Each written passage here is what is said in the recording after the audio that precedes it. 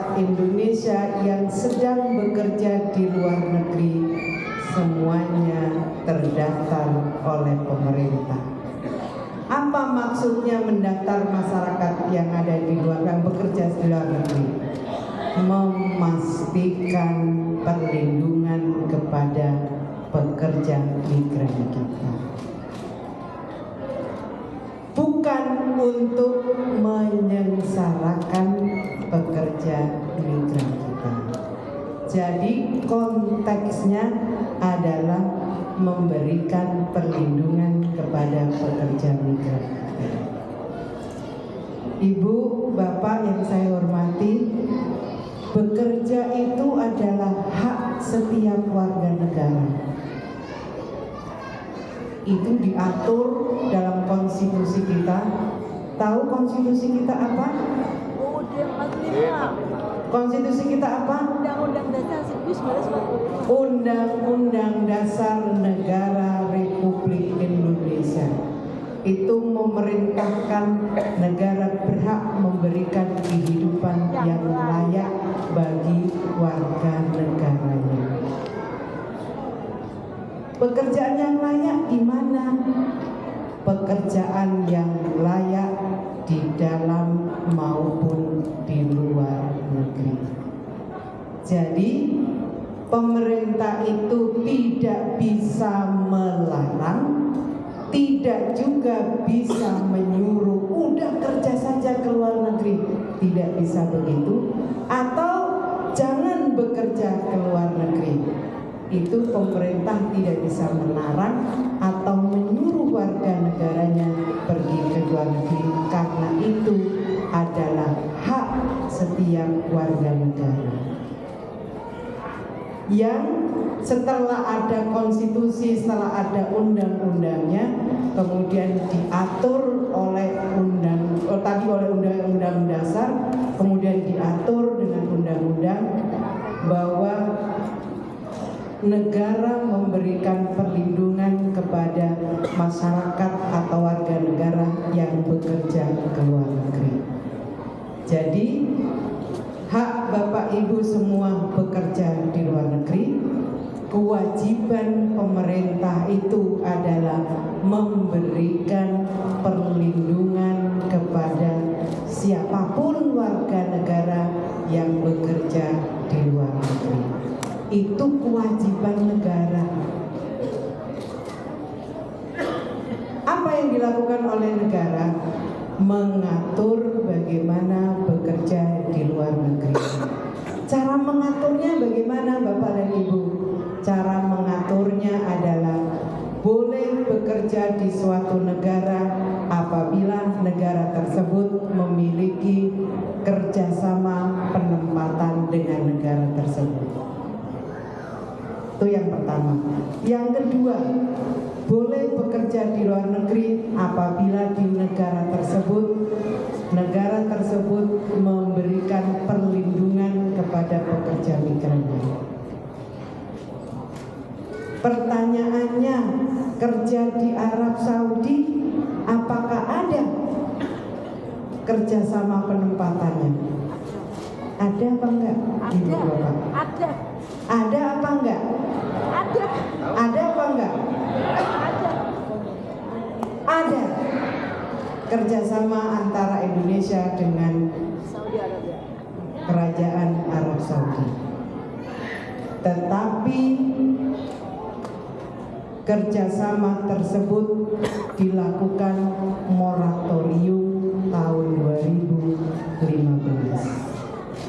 Pemerintah memandang bahwa untuk sementara waktu memberhentikan penempatan pekerja migran khususnya sektor domestik. Kok kejam banget negara melarang?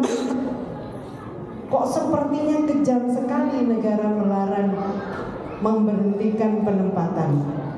Sekali lagi bukan karena negara kejam, tapi konteksnya adalah memberikan perlindungan kepada pekerja migran kita.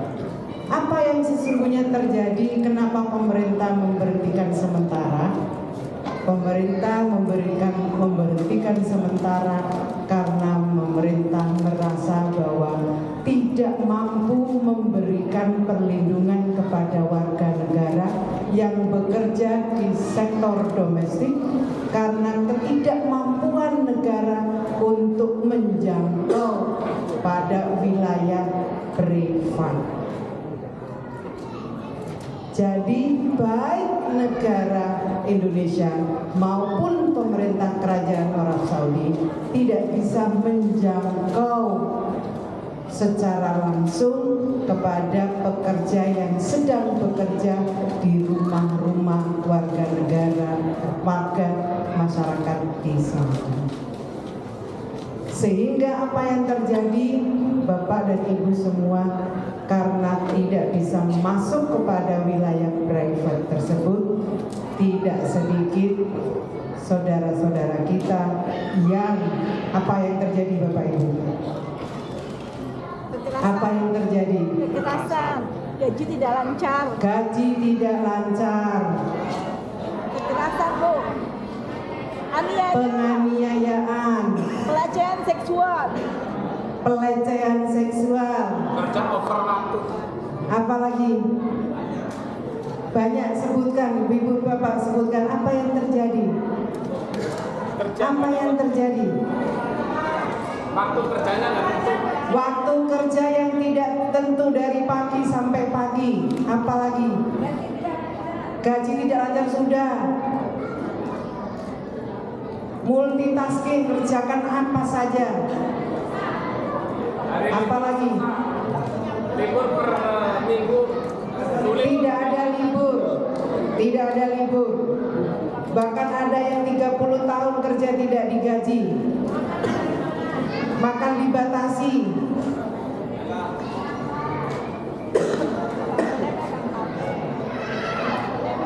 Tidak boleh pegang HP. Apalagi?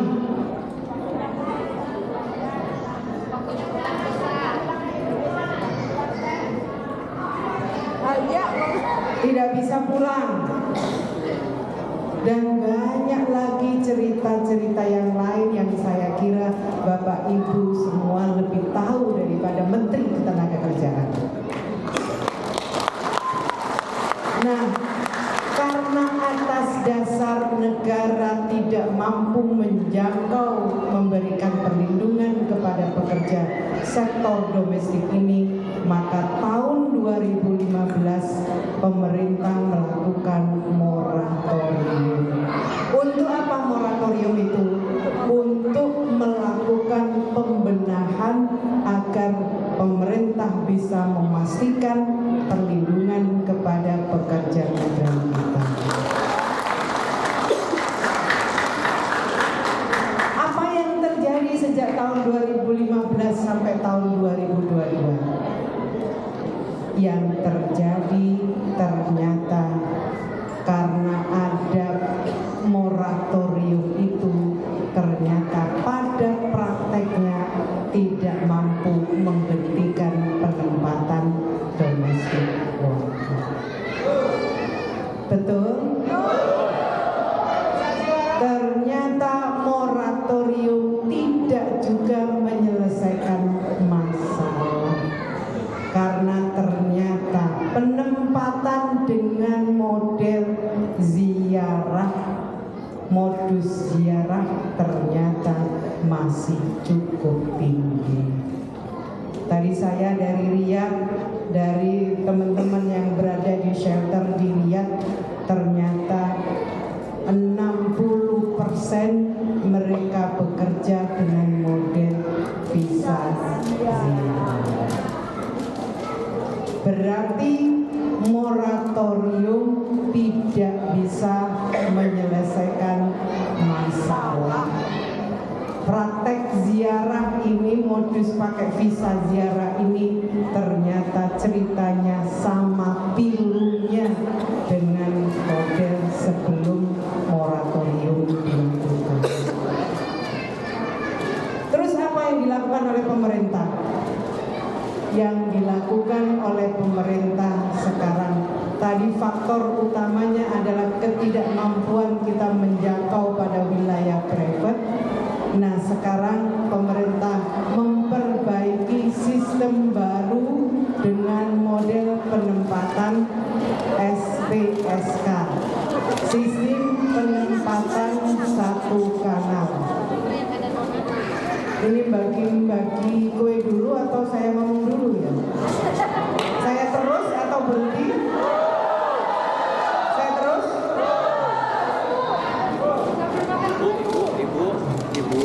Ibu dulu. Oke, saya terus. Karena ini permintaan Pak Konjen, saya harus menjelaskan tentang kebijakan penempatan pekerja migran di Arab Saudi. Saya mau sampaikan Bapak Ibu yang saya hormati, kebijakan moratorium itu tidak hanya dilakukan di Arab Saudi, tapi kebijakan moratorium ini juga berlaku di seluruh wilayah Timur Tengah. Saya ulang, karena kita tidak mampu menjangkau perlindungan kepada wilayah private, wilayah domestik, maka pemerintah mengambil kebijakan bagaimana penempatan itu tetap bisa berjalan, tapi negara tetap bisa memberikan perlindungan kepada warga negaranya dengan cara penempatan itu tidak bisa langsung kepada pengguna pekerja, tapi dilakukan melalui syarikat, melalui PP. Yang bertanggung jawab terhadap pekerja migran Indonesia adalah syarikat. Jadi kalau tadi ada yang tidak dibayar, yang